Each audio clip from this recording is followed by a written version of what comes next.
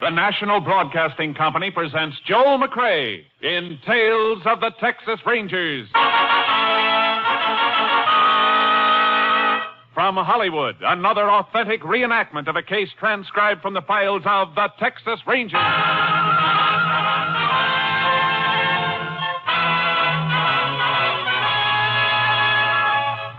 Tales of the Texas Rangers, starring Joel McCrea as Ranger Jace Pearson.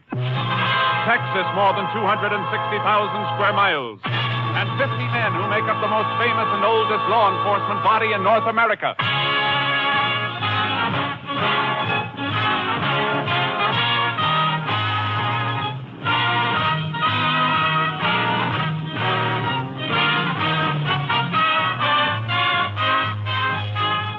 Now, from the files of the Texas Rangers come these stories based on fact. Names, dates, and places are fictitious for obvious reasons. The events themselves are a matter of record.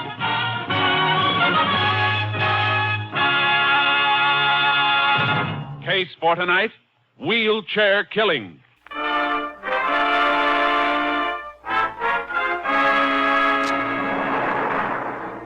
It is 8:40 p.m., May 1st, several years ago. Colby, Texas, near the edge of the great piney woods, is unusually crowded as several hundred young men from a nearby CCC camp have converged on the town to spend their monthly allowance. In the office of Sheriff Pete Saunders, the sheriff and his deputy are standing by in case any emergency should arise. I don't know why I'm so groggy, Sheriff. Not even 9 o'clock. Well, if you're that tired, Reg, I don't think there's any need for you staying any later. I can handle things. Why don't you go home? With all them young bloods in town? Oh, they seem to be all right. No sign of any fuss.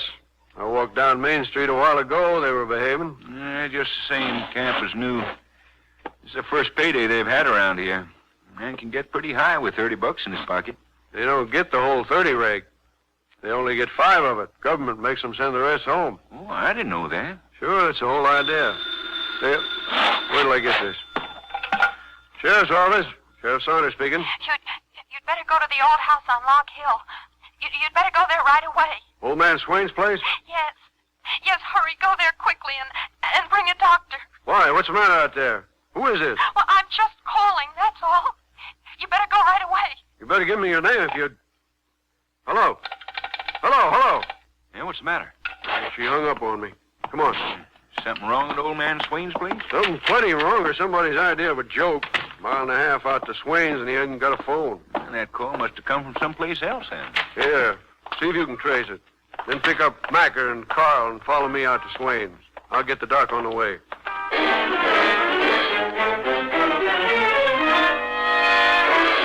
Finley Swain, a victim of rheumatoid arthritis, was found dead in his dilapidated home, seated in his wheelchair. An inquest was called and an autopsy ordered. He had not died from natural causes. The sheriff called for the help of a Texas Ranger, and Ranger Jace Pearson was assigned, joining the sheriff at the funeral home. Body's in here, Jace. Uh-huh. He's a pretty old man. Pressing 80. Crippled up bad the last 20 years or so. Hadn't been for that phone call, I'd have figured his heart just gave out. Guess the doc would have, too. Good thing you asked for a coroner's inquest. Let me see the autopsy report. Yeah. He died about 8 last night. Ruptured spleen, concussion. Doc says he was beaten to death. Funny. No marks on the body. No, all the damage was inside. Whatever he was hit with, it didn't leave any marks on him. Length of rubber hose, maybe. Something like that wouldn't leave a mark. You find anything like that? Didn't have much chance to look, Jace.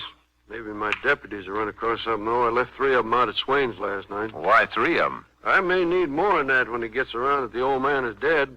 Place will be loaded with vultures. What do you mean? Well, it's kind of a funny thing, Jace. The old man was kind of peculiar, living off by himself in that big old house, not even a cleaning woman to help him. Started some crazy talk a long time back. Rumor got around that he had a lot of money stashed away at his place. You think there was anything to it? Nope, because I know what he was living on. Got a check for $70 every month from some insurance company. Annuity? Yeah. Too bad everybody didn't know that. He probably killed by somebody trying to force him to tell where he hid the money people think he had. That could be a motive. On the other hand, might be other reasons for killing him that we didn't know about. I doubt it, Sheriff. When a man comes into a place to kill with nothing else on his mind, he does it fast. This beating took time. Come on, I want to look at Swain's place.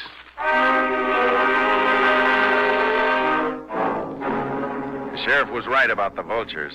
If his deputies hadn't been on guard, the house would have been a shambles.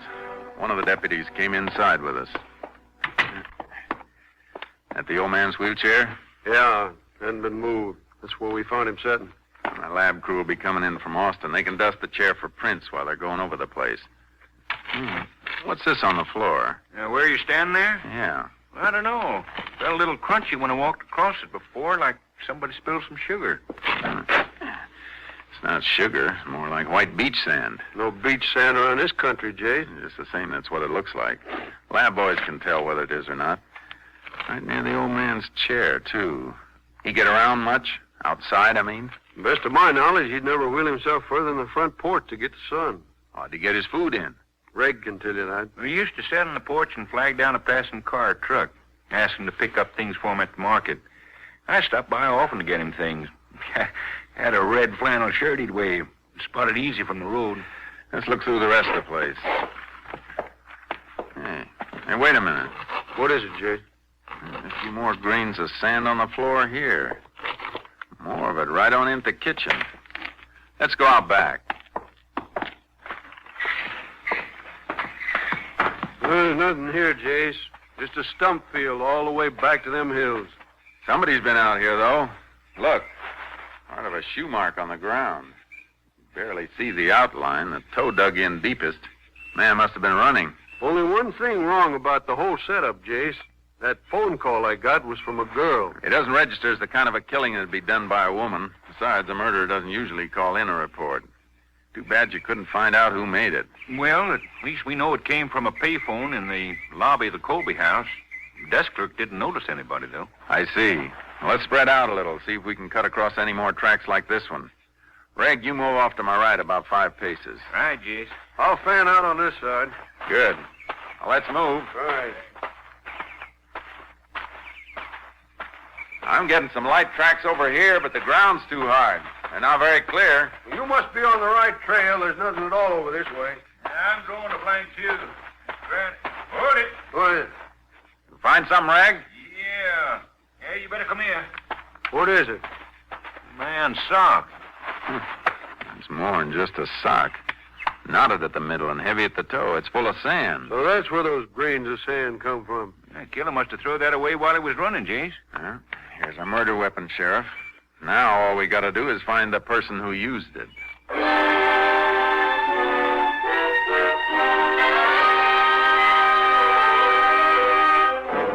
The trail behind Swain's house petered out past the stump field, and we lost all trace a mile into the thick foliage of the piney woods. I sent the sock full of sand through to the Austin lab for examination. Meanwhile, a lab crew met me at the Colby funeral home and went over Swain's body. That sock must have been the weapon, all right, Jace. Look, just combed a few grains of the sand out of the old man's hair. A little more embedded in the scalp. Impact of the blows must have forced some of it through the sock weave. Must have. That's why you found traces of it on the floor. How you making out there? Don't know much yet, Sheriff. You check with the other lab men out at Swain's? Yeah. Usual jumble of smeared prints. That may be a report from Austin. I'll get it. All right. Hello? Yeah, speaking. I've had Reg Okay, checking on go that ahead. sand, Jace. No firm in the area handles that grade. That's funny. Right. Isn't likely the killer came from far off. Why not? Well, talk about the old man's having money stashed away is sort of a local rumor. I'll tell him. Andy in Austin with a report from that sock. Is there an army camp around here anyplace? No, why? That sock is army issue. Oh, wait a minute. There's a new CCC camp up in the Piney Woods, Jace, about 9 miles from here. Hey, they're civilian, but they get their clothes from army issue. Camps are run by army officers. More than 100 men up there.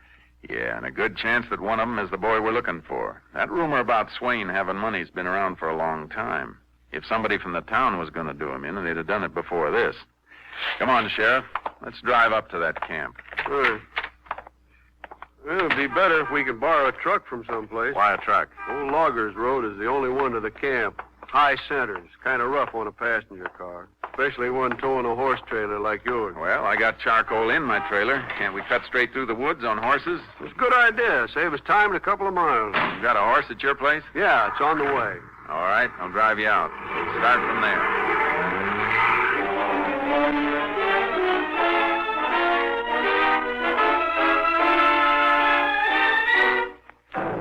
got the sheriff's horse. I unloaded charcoal from the trailer, and we headed into the piney woods. As we drew near to the camp, we caught glimpses of men working in squads of 4 or 5, and finally ran across one man alone and mounted. Fellow on horseback ahead there, Jace. Can you see him? Yeah, it looks like a straw boss. Moving into a clearing now. Ho there! Hello! He's waiting for us. Come on, boy. Yeah, Charky, come on. He must be one of them fellas from the agricultural college. Understand they got 4 of them supervising. Have to have somebody who knows the woods. Most of the other camp boys are from the big cities. Yeah. You fellas looking for the camp? Oh, easy, boy, easy. Yeah, that's right. It's about 3/4 of a mile off that way. You'll see the tents when you get over that rise. Who are you? Oh, my name's Joe Roberts, section leader. My name's Pearson. This is Sheriff Saunders. Oh, howdy, Sheriff. You out here about something connected with that murder in town? How'd you know about that? Wasn't around town till this morning, and you're quite a ways off. Well, Major Beck told me about it when the truck brought him out from town this morning. Oh, the major was in town all night? Yeah. He doesn't live at the camp. He just comes out days. No place out here for his wife and daughter. Wife and daughter, huh? Anybody else out here have women folk in town? No, why? Just curious. You know where the major and his family are living in town? Well, sure, at the hotel. Colby House. That's where that phone call came from, Jace. Yeah, I know. Thanks a lot, Roberts. So long. Sure. Better have a little talk with the major. You can say that again. Good boy. Go, Charky. Come on, boys.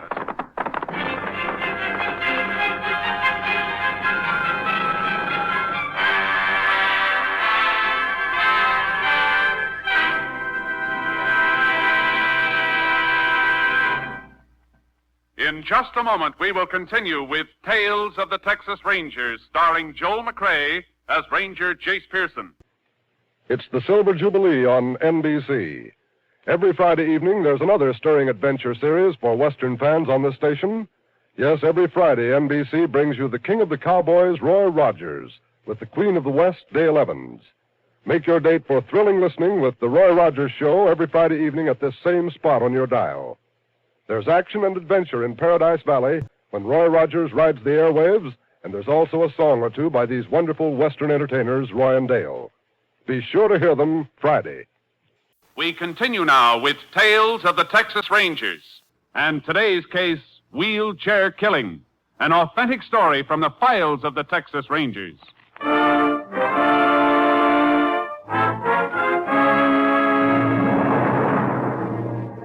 Major Beck was regular Army. In his early 50s, over age in rank, a gray, embittered man. His office was a field tent at the head of the company street. So, you think that old man was killed by somebody from this camp? We've got reason to think so. Because of a sock. Socks like that have been general issue since 1917. I don't like any accusations against my command, especially accusations based on such flimsy evidence. There's something else beside the sock, Major. I notice your company street between the tents is paved with gravel. Yeah, what about it? Is that gravel bedded in beach sand? You can see it around the borders, can't you? Sure, we can see it. It's the same kind of sand we found in that sock that Swain was beaten with. There's no beach sand anyplace else in this area, Major. Where'd this come from? How do I know? An advanced cadre of engineers set the camp up. Suppose the sand was trucked in with other material. All right. Everything you've found points to this camp. I should have expected something like this. What do you mean by that? No, what would I mean, Ranger? What can you expect from sidewalk bums? Bums don't work, Major. And the crews we pass seem to be working pretty hard. I have to spend my time with them. You don't.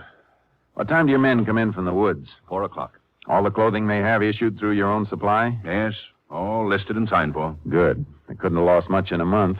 At 4 o'clock, I'd like you to call for an inspection of equipment. See if we can find somebody who's missing a sock.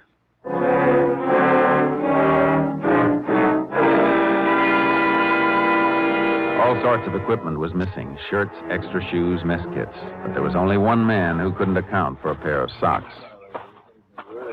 All right, Rendazzo. In the tent. All right. Look, Major, what kind of crime is it to lose a sock? There's a shortage on them or something? The ranger and sheriff will tell you. I thought you Ranger guys was just something they made up for the movies. We've been around since long before there were any movies, Randazzo. Okay, so you're a cowboy detective. So find out who stole my socks. Don't be funny, young fella. Look, mister, I ain't trying to be funny, but what are you all jumping on me, huh? I wash my socks, I hang them up to dry, and one of these dewdrops puts his hooks on them.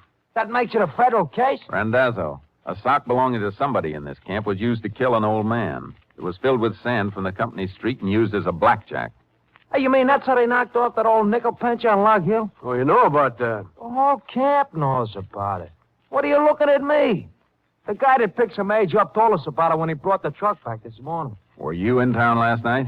It was all in town last night. We got paid yesterday. The major let us go in on a truck. What time did you come back to camp? When everybody else come back. Trucks picked all of us up again at midnight. Same place they dumped us out of Main Street, by the corner near that hotel. The Colby house? That's the only one, ain't it? What'd you do while you were in town? Up to 9 o'clock. I was having a hamburger in that place next to the bus depot. I was there from 8 till 10. You must be a slow eater. It's a long time for one hamburger. Who cared about the hamburger? I was trying to pick up the blonde behind the counter. She keeps giving me the smile with all her teeth big. I ask her what time she gets off. She tells me 10 o'clock. So what happens? 5 minutes to 10, she got a boyfriend comes to meet her. A guy 8 foot tall. You know the girl he's talking about, Sheriff? Yeah, Lucille Mason. Must have been her husband met her. Her husband? How do you like that? Could she have been the one who made the phone call you got, Sheriff? Not a chance. The girl that called was a lot younger. I don't think you have any right to hold this man till you've checked on his story. We're not holding anybody, Major, until we've checked on a lot of things. All right, Randazzo, you can go. But don't leave this camp except with your work crew. Leave this camp, he says. From now on, I ain't even gonna leave my tent. I should have never left Brooklyn. Major, that goes for everybody out here. Don't let them use the trucks. Keep them in camp. You better stay here to make sure. My wife and daughter are in town. Well, I can't stop you from going home. But if you do, the sheriff will have to send deputies out here to keep the men confined to the camp area. I don't want civil authorities here. I'll stay. Thanks.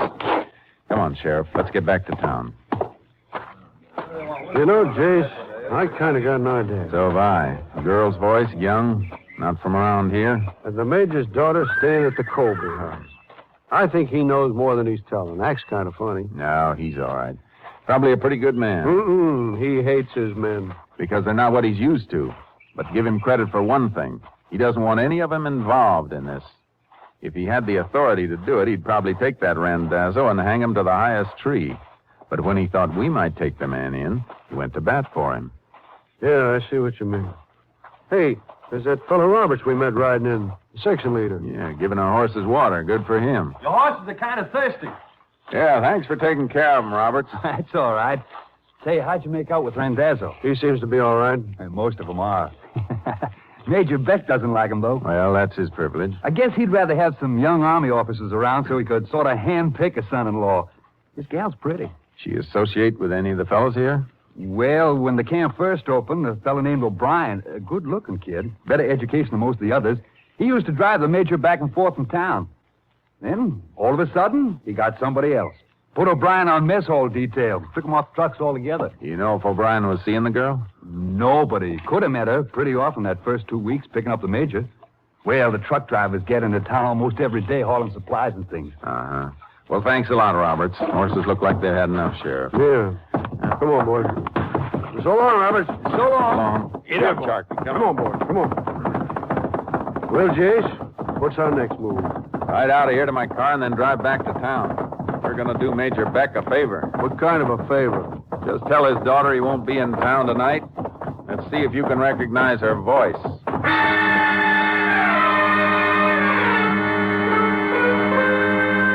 At the Colby house, we got a break. The Major's wife wasn't in, but the daughter answered when we knocked at the door of her room. Who is it? Is that your mother? Sounds like the voice, Jace. Good. I got a message from your father, miss. Oh, just a minute. That's the voice, all right. What's the matter, miss? Sheriff and I can't look bad enough to make you go pale like that. I thought when you said you had a message, it would be somebody my father sent from camp. What did he want you to tell me? Just that he won't be in town tonight. You mind if we come in, miss? We'd like to talk to you. Well, I have a lot to do, and I... We only want to know where you were between, say, 7 and 9 o'clock last night. We know that you were in the phone booth in the lobby at 8:40 because that's where you called my office from. Please don't talk in the hall. Come in. Were you out at old man Swain's house last night? Yes. Yes, I walked out there just before 8 o'clock. What for? To meet somebody. Somebody named O'Brien? Well, he didn't have anything to do with it. Johnny liked the old man. How'd you and your boyfriend come to pick Swain's place for your meetings? Because my father Somebody might have seen us if we met in town.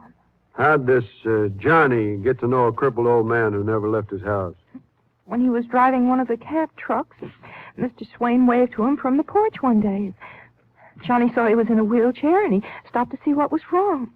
The old man wanted some things from town, and after that, they got to be friends. It fits, Sheriff. Your deputy said Swain had flagged down a car or truck when he needed anything. All right, miss. Now, what about that meeting last night? Johnny got a lift from camp on the last truck in. After the early trucks came in, I started to walk out to Swain's, like I always did, so that Johnny could catch up to me on the way. On the road out of town where nobody would see us walking together. Did he catch up to you before you reached Swain's? Yes. And then when we got there and went in, we saw that the old man was slumped over in his chair. He raised his head just once and said something about not wanting to be hit again. And then he almost fell, but Johnny set him back in the chair. And then we couldn't get him to move again, and we got frightened, and since there was no phone, we came back to town. You both left the house together, by the front door. And then when we got back near town, we split up. I came back here to the hotel and called from the lobby. Well, we weren't even sure he was dead until we heard it was murder. I reckon you're going to have to come along with us. We'll send somebody out to get O'Brien. No, just a minute, Sheriff. Miss, Yes, where does Johnny O'Brien come from? His home? Boston. City boy all his life? Yes. Oh, now my father's going to find out we're married. Married? Yes, we were married last week. Your father's going to find out, all right. But not from us, from you. I think you better tell him. Come on, Sheriff. We're just going to leave her? For now, come on. Jace, I know she sounded like she was telling the truth. She was telling the truth. You know anything to back that up? A few things. Whoever killed the old man bolted out the back door. One person running. Yeah? They found the old man conscious, still alive. So she says. And it fits. If the old man had died after the beating with no disturbance, the killer'd spent some time looking for hidden money. He'd have moved things, left dust rings. He didn't because he had to run. That brings us back to the fellow with the missing socks, Randazzo. Yeah, he's not the one either. We're going back to the camp and talk to the men who drove those trucks in last night. We want the man who came into town on a truck and went back on foot. What we need is a missing passenger on the return trip. If there was a missing passenger. We followed somebody's trail all the way across Log Hill into the piney woods. Whoever it was kept going. They wouldn't have gone that deep if they were going to cut back to the road. Okay. I guess somebody who'd been scared off like that would head for the camp instead of the town. Sure gives us a big bunch of suspects, though. No, it doesn't, Sheriff. What chance would a man from the city streets have if he tried to make his way to a camp 9 miles deep in the piney woods, especially on foot and at night, with no path to follow? It'd take somebody who'd spend his life in open country. Only men who fill that bill are the camp section leaders. Yeah, and the truck drivers will be able to account for them. Out of the camp, the section leaders are bosses, and nobody forgets seeing a boss.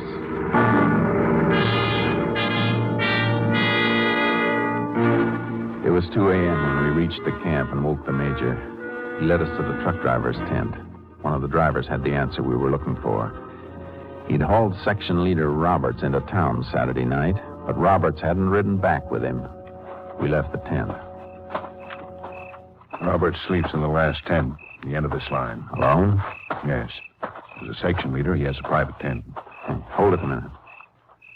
Where does Randazzo sleep? The fellow was missing the sock.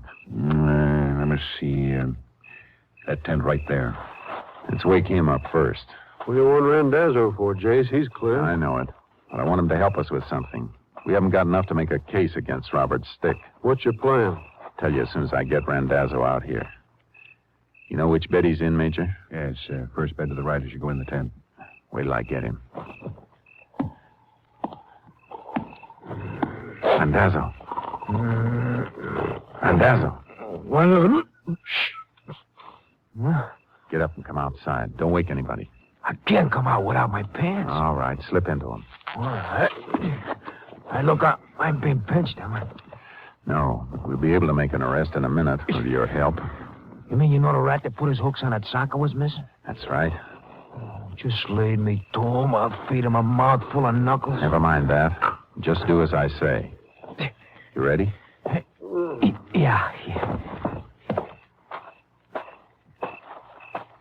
Now, listen carefully. Here's what you do.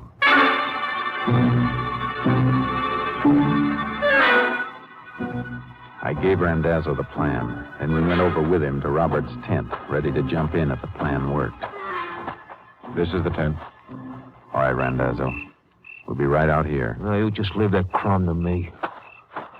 I hope he plays it right, Jace. Hey, Roberts. Wake up, you crumb. What? Who is it? Who's in here? It's me, Randazzo. What are you doing in here? I come to talk with you. At this time of the night? Get out of here. Get back to your tent. Listen to me, you dewdrop. You'll talk to me right now, or I'll go to town and mind talk to a ranger. What do you mean? You know what I mean, you crumb. That sock was stolen from me. I saw you take it. Keep your voice down. Why would I take anything from you? That's what I wondered when I saw you. That's why I didn't say nothing. Then I found out all right. Well, you crumb. If I couldn't have told him where I was when the old man was knocked off, I'd have been a pigeon. I don't know what you're talking about. Don't worry. I can keep quiet. I keep real quiet. All it's going to cost you is $100. I haven't got $100. Oh, you're kidding. That old guy had money hidden all over the joint. Everybody knew that. But I didn't get it. I'll kill you, Randazzo. You open your mouth about me and I'll beat your brains out. You ready? I went through you. Chief, we better get in. Yeah, come on. All right, Roberts. Let him go. Grab him, Ranger. He killed that old man. He just told me. We heard what he told you. Try these cuffs for size. He's lying about those socks. I never had You better anything. shut up until you get a lawyer. You all right, Randazzo? Yeah, sure. I'd have flattened him if you hadn't come in. Claiming Roberts as a prisoner, Major. Any objection? What objection can I have? He's not military personnel. You're the law here. Thanks. I didn't mean to hurt the old fool. If he'd only told me where the money was, I'd never... There wasn't any money, Roberts. The old man never had a dime. But everybody said that You he can was... save your story for your cellmates at Huntsville, Roberts. Get your clothes on. Let's go.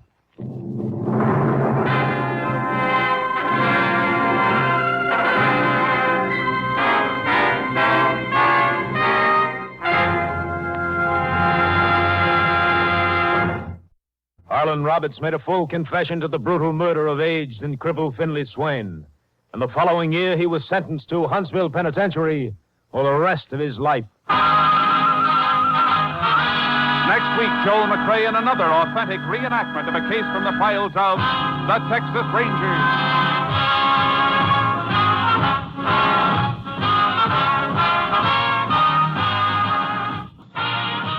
Joel McCrea is currently seen starring in the Universal International Technicolor production Cattle Drive. The cast included Tony Barrett, Bill Johnstone, Tom Tully, Mike Barrett, Frank Gerstle, and Tom McKee. Technical advisor was Captain M.T. Lone Wolf Gonzalez of the Texas Rangers. This story was transcribed and adapted by Joel Murcott, and the program was produced and directed by Stacy Keith. Hal Gibney speaking.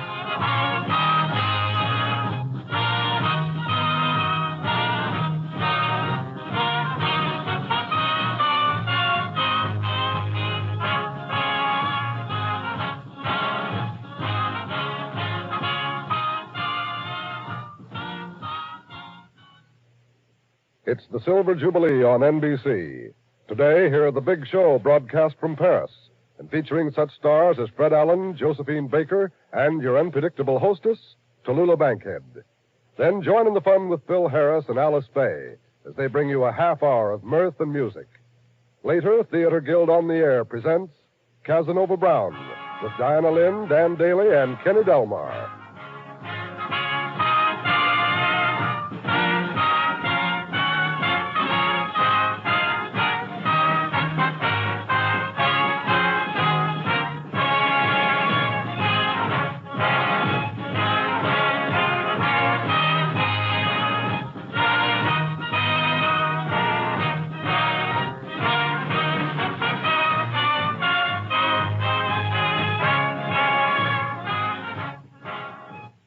Next, it's The Big Show. All this and Tallulah, too, on NBC.